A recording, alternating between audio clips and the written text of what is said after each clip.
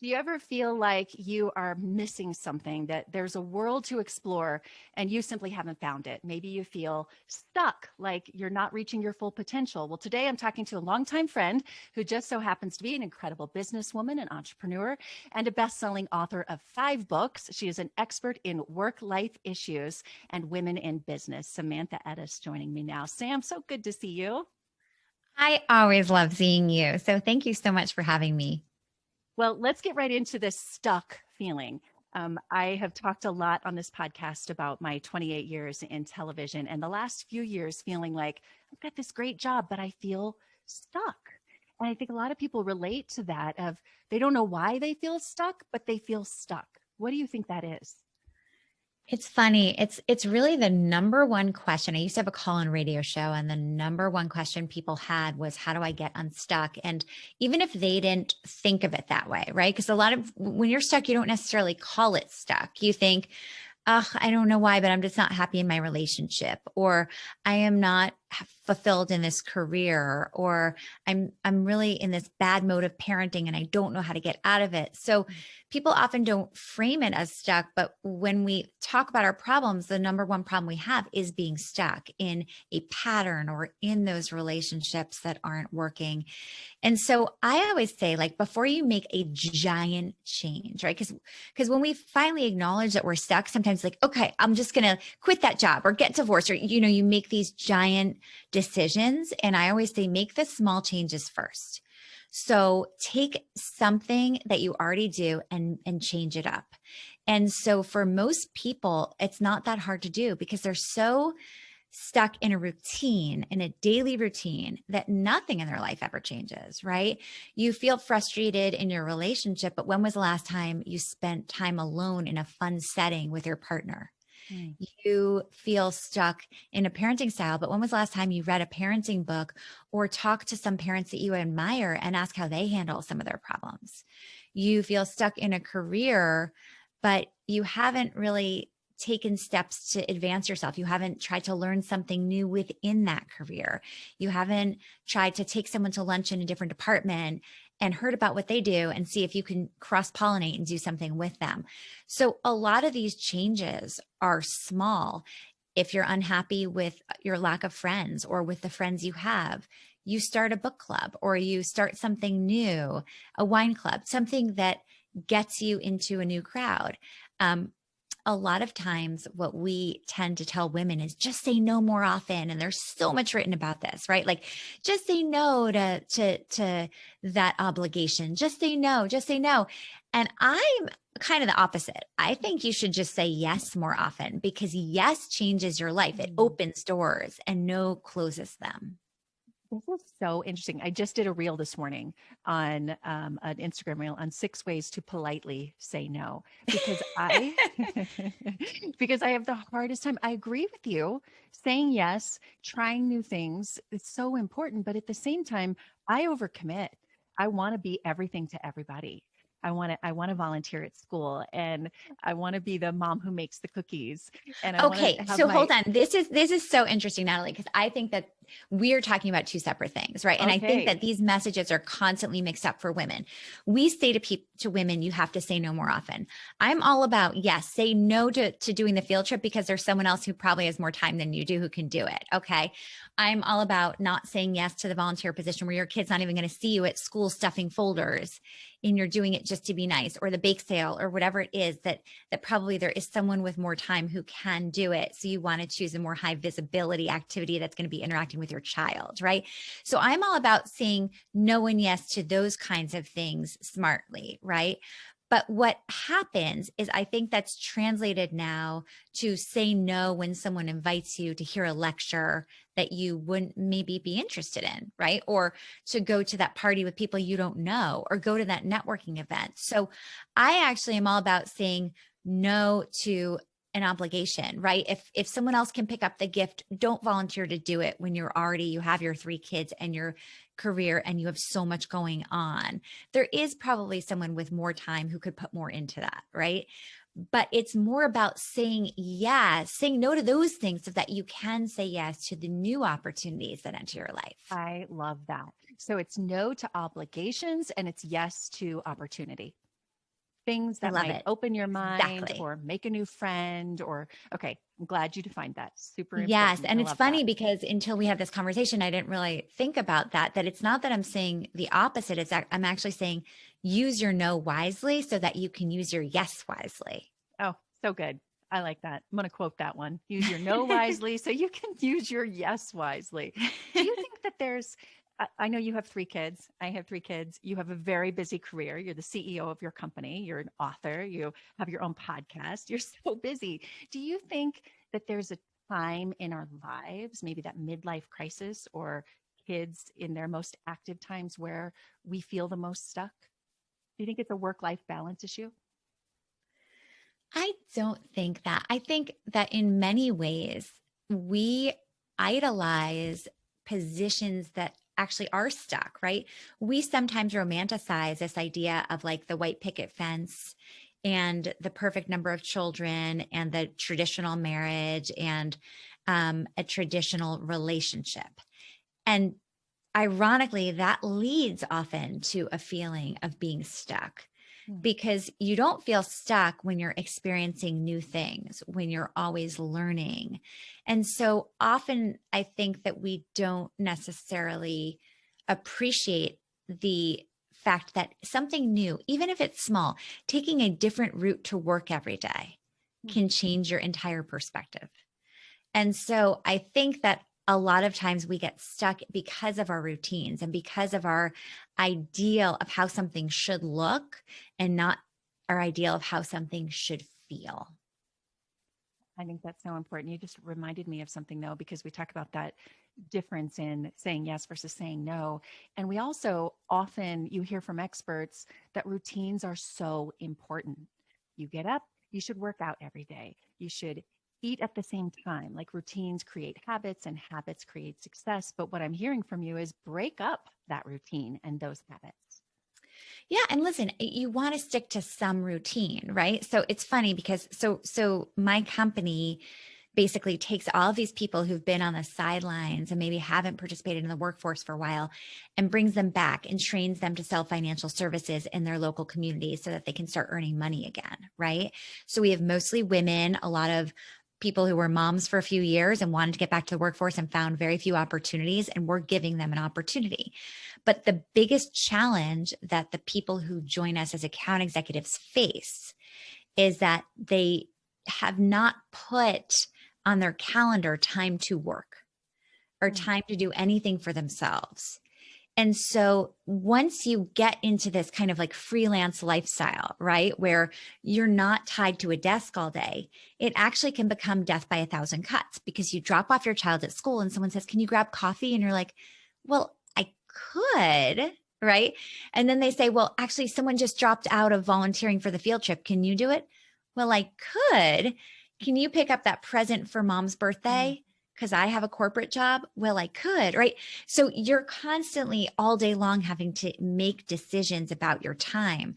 And so one of the things I'm always coaching people on is you need to put time in your calendar to do your work. Right. So you have to act like you live by a train schedule, even if you don't commute. You need to put that kind of routine into your life so that you can change your financial position, so that you can change your things. And so ironically, sometimes it is routines that get you back into a new life, right? Like if you are unhappy in your relationship and you start scheduling one night a week where you're having date night, that's going to really change the way your relationship looks and feels. So that's adding routine to something you maybe didn't have routine before. So along with like the, fitness, and we talk a lot about exercise and nutrition and how those need to be routines, but we forget that relationships actually thrive when they have routines. Like you can't have a friendship if you never see your friend, right? So having, margaritas one night a month with a certain friend actually keeps that friendship going. So you do want to make sure that the routines are not just for other people, or they're not just for your physical health, they're for your emotional health too. But it really requires some regimen, but also be willing to change things up if they aren't working. So the first thing to do when you're stuck is to change up what you've been doing. 'Cause the way your day looked like yesterday and you felt stuck, if you're going to do the same day today, you're going to feel just as stuck today. So It what just is that reminds one me, thing you can change? what is it? Yeah. Okay. You're going to laugh at this, woman to woman, as a TV anchor.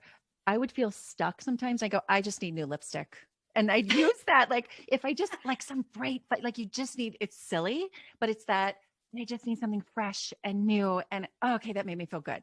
It's such a And great just point. By the something way, when different. you're like, you don't want to go out to a party and then you're like, but if I get a new outfit, Totally. maybe the party will feel fun, right? It's like, it's how you make yourself feel. And it's so funny because I've become, as I get older, I used to give a lot of speeches and write books, and I'll try to motivate people with work-life management techniques and just trying to motivate people to reach their potential. But one of the things that I found is that so many women were stuck in a money rut. Hmm. And if you're not earning money, it's really hard to feel fulfilled. There is an independence that comes with earning your own money, because most of the time things that are unexpected happen in our lives. Yeah. And if you don't have your own money, it's really hard to have your freedom and independence and make your own choices. And I think when you just talked about like, is there a certain age things happen? I think that at a certain age, we realize how important it is to have our own money. Yeah. Okay, so I'll give a plug because you didn't do it for your book, The Pie Life, because I know you talk about that in the book, that having something of your own, maybe it is a volunteer position at the school on the PTO or PTA. You're not making money from that though. So do you think that it has to be a money making, or can it be a fulfilling type of job? So there's a book called the Feminine Mistake that Leslie Bennett wrote a long time ago that makes an economic argument for why all women need to work. And basically, she does the math and shares that unless you are a trust fund person, you need to have a job. And we forget that the baby years are short, but our lives are long. Mhm. And once you leave the workforce for just 2 years, there's less than a 50% chance you'll have a job again, a full-time job again. So it really is essential that it's not just the volunteer position at school, but that it's something that allows you financial freedom. So for example, in more than 50% of cases, someone will end up with a spouse who either leaves them, drops dead, loses their job, something unexpected happens. And if you are not in a position where you can return to the workforce full time and earn money for your family, then you're putting your family in a financially vulnerable situation. And often, right, it's not just people who are left. What if someone wants to change their circumstances, leave a marriage? You want to be able to make choices not based on financial insecurity. And so ironically, it was the Pie Life book tour that led me to starting Park Place Payments, right? I'd met so many people on the book tour that I couldn't help. And they were the people who couldn't find opportunities to earn money. And a lot of them started selling makeup and skincare and essential oils to their friends. And they weren't even making martini money, but they were just desperate to do something outside of their homes that would make them feel fulfilled. Hmm. And I found that there was no one doing this with financial services. And I knew how easy it was to understand credit card processing. Any business, from a hair salon to a yoga studio to a restaurant that accepts credit cards, your dentist, they need a middleman between American Express, MasterCard, Visa, and their business. And the middleman at the time was 30,000 white men. And there were no women, no people of color in on this game that was earning a lot of money. And so I tested it and trained people in all different cities with all different backgrounds, former teachers and even newscasters and doctors and flight attendants, people in every different field, to see if they could sell financial services to their local business. If I could take away all the hard parts of it, I took Wow. away all the number crunching, and we did that in-house, and we just made it super easy for them to make their own schedules and sell. And based on their success, we now have 700 account executives across the country. We'll double that by the end of this year. That is And Park Place fantastic. is on Yeah. fire. Yeah. And it's And it's been, only a couple of years, right? yeah, it's only been a couple years, and it's been the most rewarding part of my career. I mean, people would say to me like, hold on, this is so unsexy. You used to be on TV a lot, and now you're talking about credit card processing. And I'm like, no, I'm talking about financial independence for women. And I guess all of this kind of started, and I did share this in the book. My mom was a super feminist, and I grew up in New York City in an apartment building. And one day we got out of the elevator and she said, you know, Mrs. Riles? And I said, of course, I've known her my whole life. And she said, she hates her husband, but she has no money of her own, so she can never leave him. Don't ever be like Mrs. Riles. Mm. And from that moment forward, it was always kind of hammered into me in a very crass way, mind you, that it was really important for women to have their own money and to be financially independent. So it never occurred to me that I wouldn't always be working or always have a way to earn money for myself. And I think that I've carried that with me. And the stories that we have at Park Place obviously would break your heart. Some of them, people stuck in abusive relationships, or people suddenly left. And I think that one of the things that I love about what we do is we're trying to create financial security before a crisis hits, right? So it's really hard once a crisis hits to suddenly be like, oh gosh, I haven't worked in 10 years. What am I going to do? Yeah. You So hear I that think, story all the time.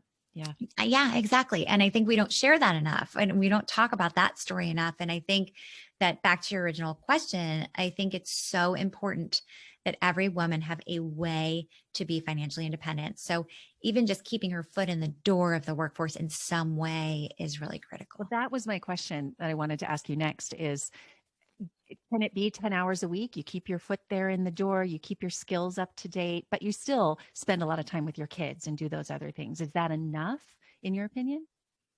Absolutely. I think anything that shows that you are consistently keeping a foot in the door, right? I see it all the time. There's a crisis of confidence that comes when you haven't worked in a long time. You forget how you used to be successful, or Yeah. what it was that kept you good at your job. It's easy to forget those things. And I think that right now the world changes so fast with social media.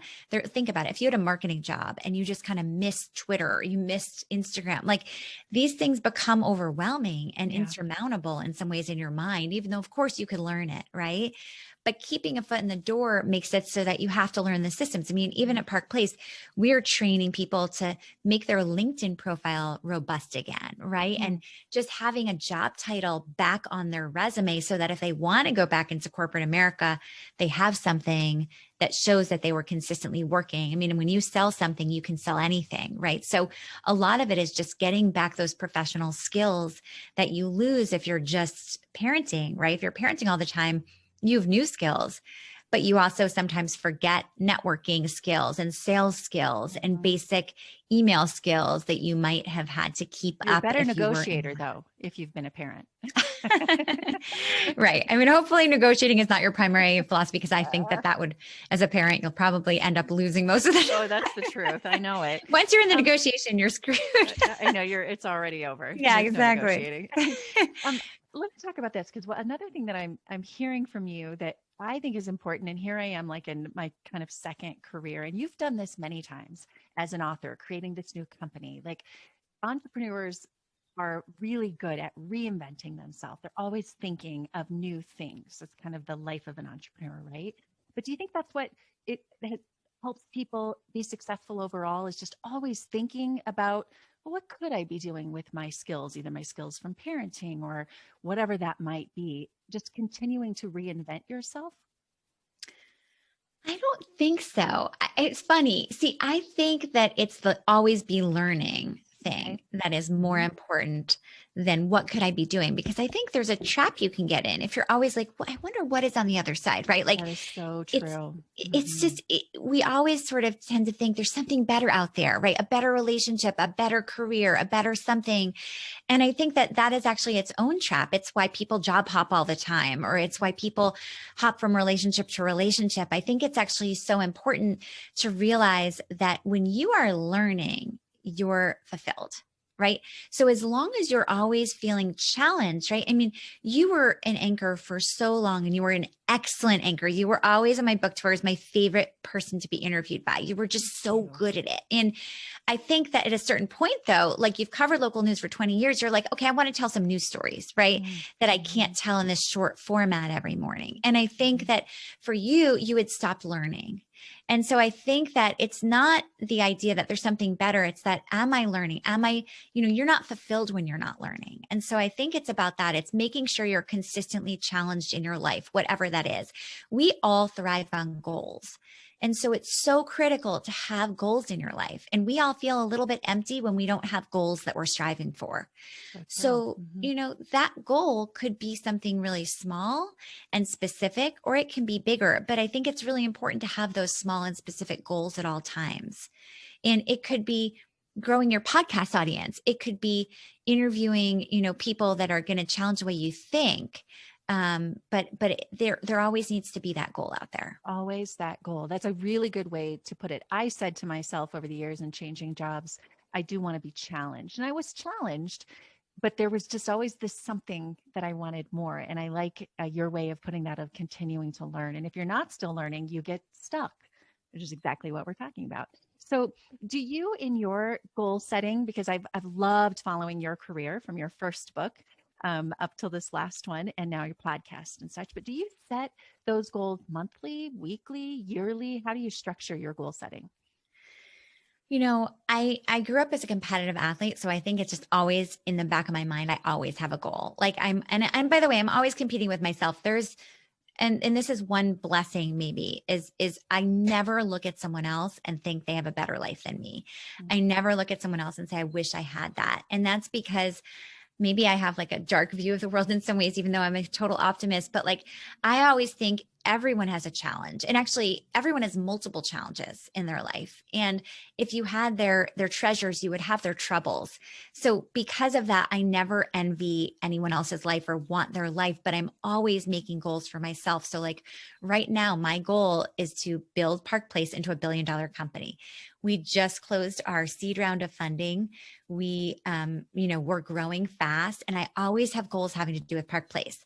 Now, at the same time, I always have like goals for my family in terms of how much time we spend together and how my kids are doing. And then I have goals in all these different slices of my life. I have, friendship goals, and I have goals with my health. I think that it's really important to think of what your personal goals are, and even if they're small, I think those are the goals you actually achieve, right? It's like those grand goals that are sometimes really hard to do. And it's actually, it goes back to what you originally said. Like, I am kind of allergic to the word pivot, because these are not pivots. These are part of your story. And what I see holding so many people back is they don't know how to tell their stories, right? So it's like, I could tell the Natalie Tisdale story really, really easily. It's like such an obvious evolution, not a pivot. This is an evolution. You told stories in short form, and now you're telling stories in long form. And that's an obvious evolution for you. But let's say you called it a pivot. Oh, I was this and I am this now. It's harder for people to get their minds around a pivot. So I always encourage people to say, think about your story as like a highlight reel and connecting the dots. And you have to tell that story for other people, because people are too busy thinking about themselves to tell that story for you or to put the story together. And people like to be spoon-fed a story. So it's like, for me, I was always helping women with reaching their potential and with motivating them and with their work-life struggles. And now I'm helping women meet their financial goals and achieve financial independence. So it's achieving their potential in another way. So to me, I haven't made a pivot. It's an evolution from my past when I was helping motivate women. Now I'm actually helping them earn money. And that's really important to me. And that's why Park Place was born. And so that's how I think about it. That's a beautiful way to put it. I mean, you're sewing your own dress, like little by little, it all comes together. And at the times when you think it won't, I mean, what are we modeling for our kids, right? That's not really what I thought it was going to be, but look where it led me. It got me to this new company or this new podcast or this college for a kid or whatever it is. That's a really great way to put it. We talked a lot about during COVID of, oh, here we go, we have to pivot, when actually that's part of the journey too. I mean, what I'm doing right now probably wouldn't have happened without the pandemic, because I learned to do this all at home. I was broadcasting out of my basement. I'm like, wait a minute, I can do this by myself. I can be my own engineer. I can set up everything. I don't need to be in a TV studio. I can do it all on my own. That wouldn't have happened without that. What some would have called a pivot was really just part of my journey. Right, right. And I love that. And I think I think there's a couple of phrases sometimes that we use and we latch onto that hold us back. And I do think women are more susceptible to these phrases than men are. I mean, you don't hear a lot of men talking about imposter syndrome. You don't hear a lot of men using the word That's true. pivot. I think those words are actually dangerous to our success. I think that we end up thinking the bottom line is imposter syndrome is just like a fancy word for I'm afraid. I'm afraid I'm not good enough. And that's self-doubt. That's in everyone. Every single human has self-doubt. And Mhm. so sometimes when you give something such a strong label, it's hard not to almost velcro yourself to that label. So I think it's better to think of these as, little steps or evolutions, or you have self-doubt. That's okay. Everyone has that. And That's right. you try to move through it. Yeah, that's so true. You have such great information. I always love talking to you. I learned so much. We need to Oh, do this more likewise, often. Natalie. I have a couple of questions I like to ask to everyone, and I'm excited to ask you, especially because of what you do with work with women and families and relationships, and now your business. So the first question is, what is your favorite tool for productivity? It doesn't have to be technology, although I know you do a lot with it, but what is your favorite tool? I'm going to hold up my notebook. I'm like a big pen and paper girl as much as I run a fintech company. I'm a big believer in making my to-do list the night before. In fact, last night I didn't do it and I woke up with a blank to-do list and it's like scaring me because I'm so much more productive in the morning when I look at my list and I can hit the ground running. Mm, And so I'm always a fan of making your to-do list the night before. That's one of them. And then also, I think in terms of productivity, like I just, I believe in doing things fast. And I think that in terms of decision making, I make decisions fast. I think that the more you deliberate on a decision, there's no correlation between the strength of that decision and how much time you spend on it. So I'm a big believer in making decisions fast and moving on. And then if it was the wrong decision, you can fix that. that's right. But I don't think I spend a lot of time deliberating. I just don't have the time for it. I couldn't get things done if I spent a lot of time on every decision. So I You've just make learned to decisions tune fast. into your gut, that Yeah. your instinct and really knowing, I know what to do. I don't need to keep thinking about it. I love that. That's confidence. Oh, that's Okay. And true. That is true. Yeah. my second question then, before we end, is what have you found to be your purpose? And maybe you discovered it when you were young. I know you have an interesting college life and athletic career and all this, but what is your purpose? When did you discover it?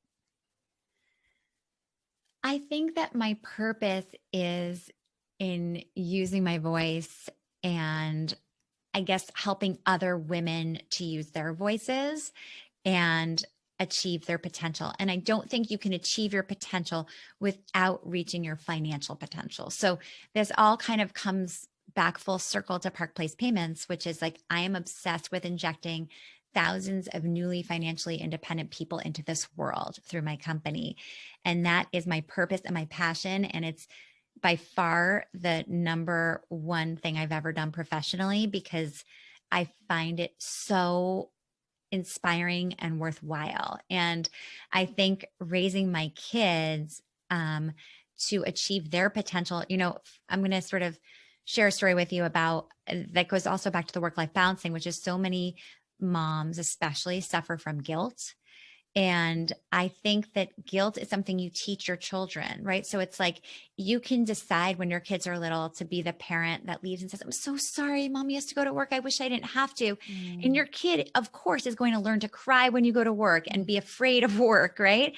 Or you can be the parent that says, guess where mommy has to go today? I get to talk to my friend Natalie and be on her podcast and interviewed by her. And at the end of the day at dinner, I can't wait to hear about your day and I'll tell you all about mine. Mm. That child is not going to be sad about your work, jealous of your work. They're going to be inspired by your work and want to have a job that fulfills them when they grow older, just like you do. I love that. Replacing those words. I have a former co-anchor that really worked hard on this as a group, and replacing the words have to with get to, and do it. Try it. It's actually hard to do when you go, I have to go run some errands. I actually get to go do this. This is nice. In today's world, I get to go into a store, or I get to, and you can always find a reason that we get to do something. And that's a really great habit, especially for us modeling our kids. I I agree. love that. I That's love great it. stories. Well, what are you working on next? What are you doing? I love your podcast. I love your website, Park Place Payments. What else are you working on? So really, those are my two focuses as Park Place Payments. And then we have our podcast, which is What's Her Story with Sam and Amy. This was our first season on iHeart. We signed a 48 episode deal and we've interviewed Gloria Steinem and Melinda Gates and really incredible women. We try to get their untold stories. And whereas your podcast is topic driven, which I absolutely adore, ours is more story driven. And then, right now I'm a teen mom. I have a 10-year-old, a 13-year-old, and a 15-year-old. And Mm. I would say that it's back to the baby years in terms of how hard it is It's part of your and journey, how Sam. exhausting. It's part of Oh your my gosh. journey. Yeah. You and I'll have to talk. I am exhausted at all times. And I think part of it is like my son wakes up at 6:30 in the morning and my kids, on the weekends don't go to sleep till 1:30 in the morning. I'm like, there's always a child awake. I can't take it anymore. I was like dead asleep. I like to go to sleep at like 10:30. I was dead asleep on Saturday night and it was like 1:30 in the morning. I'm like, I think I hear someone crying. And my daughters were arguing and one of them was crying. I'm like, is this really happening? I can't live like this. I hear you. Well, I have one in college, one in high school, and one in elementary school still. So we're like all over the place. And it's always something. Just as soon as you learn to deal with, say, the teenage years, well, then you're on to something else. So definitely part of our journey. And I get to do it. That's how I look at it. Yes, I get to be a teen parent. That's so true. It is a privilege and it's also a challenge. Yeah. I like that. I'm so thankful for you coming on the podcast. And let's do it again really soon. There's always lots of topics with you and dealing with life issues. So thank you. So good to talk to you. Thanks, Natalie.